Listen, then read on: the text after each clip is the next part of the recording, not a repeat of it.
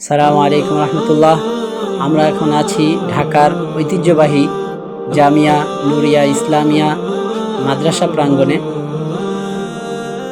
এই মাদ্রাসাটা অনেকের কাছেই খুব ভালো লাগে।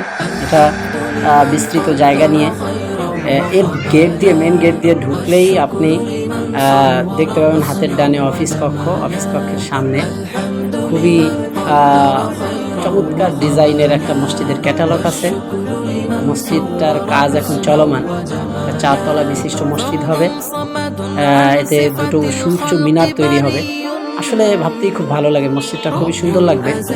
আর এর যে ডিজাইনটা দেখতে পাচ্ছেন, এটা হযরত হাফিজ হুজুর রহমতুল্লাহ আলাইহির যে মসজিদ ছিল পূর্বের, ওই মসজিদের ডিজাইনই বহাল রাখা হয়েছে।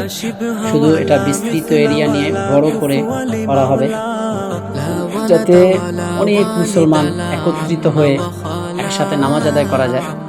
যেমন এখানে এখন অনেকেই দূর দূরান্ত থেকে আসেন জুমার নামাজ পড়তে, তখন মসজিদের জায়গা সংকুলান হয় না, রৌদ্রে মাঠে নামাজ পড়তে হয়, অনেক কষ্ট হয়। দোয়া করবেন যেন সহজ করে দেন আল্লাহ তাআলা এই মসজিদের কার্যক্রম, এবং খুব দ্রুতই যেন এর কাজ শেষ হয়। এই যে কাজটা, এই যে দেখতে পাচ্ছেন এখানে কাজ চলমান। এটা 3 ভাগ করা হয়েছে। এক ভাগ কমপ্লিট করা শেষ, নিচতলা যেখানে এখন নামাজ পড়ে, নামাজ চলমান। আর এই যে দ্বিতীয় ভাগের কাজ চলছে, আর তৃতীয় ভাগ খালি জায়গা যেটা দেখছেন ওখানে তৃতীয় ভাগ হবে। আর এটা যেটা দেখানো হচ্ছে, এটা হচ্ছে আপনার মক্তব হেফজখানা, বাচ্চারা এখানে পড়াশোনা করে। এই যে এই খালি জায়গাটায় তৃতীয় ভাগের কাজ হবে। আর আমরা এখন যাচ্ছি হযরত হাফিজ হুজুর রহমতুল্লাহ আলাইহির খানকা শরীফের দিকে, যিনি এই মাদ্রাসার প্রতিষ্ঠাতা এবং বাংলাদেশে কওমি ধারার ইসলামী রাজনীতির প্রাণপুরুষ বলা যায়, যার হাত ধরেই কওমি ঘরানার সবাই ইসলামী রাজনীতিতে পদার্পণ করেছে, যাকে সবাই শ্রদ্ধা ও মহাব্বত করে।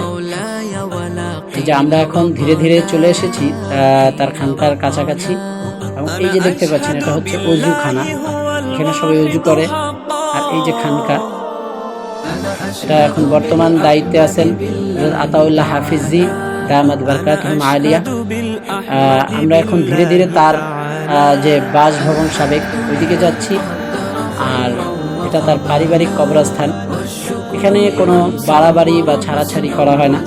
শরীয়তের পরিপূর্ণ বিধান আর শরীয়তের পরিপূর্ণ গণ্ডির মধ্যে থেকেই তাকে সম্মান প্রদর্শন করা হয়। তাকে সবাই মহাব্বত করার একটা অন্যতম দিক হচ্ছে তার কথা যে কথিত যে উনি সবচেয়ে বেশি কোরআন তেলাওয়াত করতেন।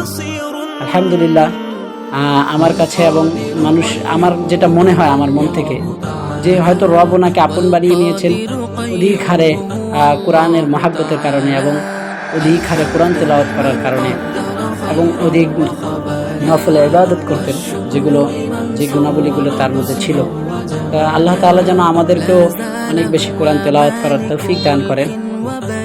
দেশের বিভিন্ন প্রান্ত থেকে মানুষ আসে এখানে, তার জন্য দোয়া করেন, কারণ নিজেরাও ফায়েজার বরকত নিতে চান।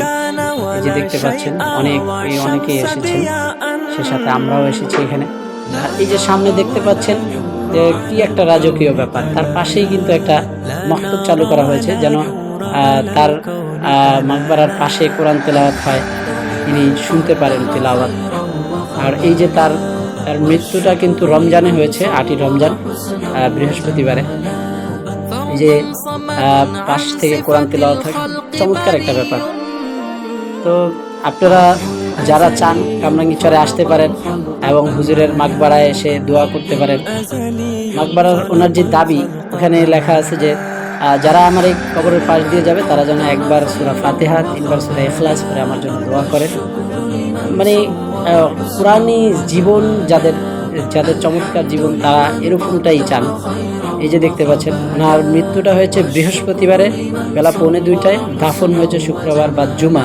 তো সম্মানিত হেতাজিয়ানরা, আজকের ভিডিওটা আপনাদের সবার কাছে কেমন লাগলো সবাই কমেন্টে জানাবেন, এবং আপনাদের সাথে পরবর্তী কোনো ভিডিওতে কথা হবে। ততক্ষণের জন্য আল্লাহ হাফেজ।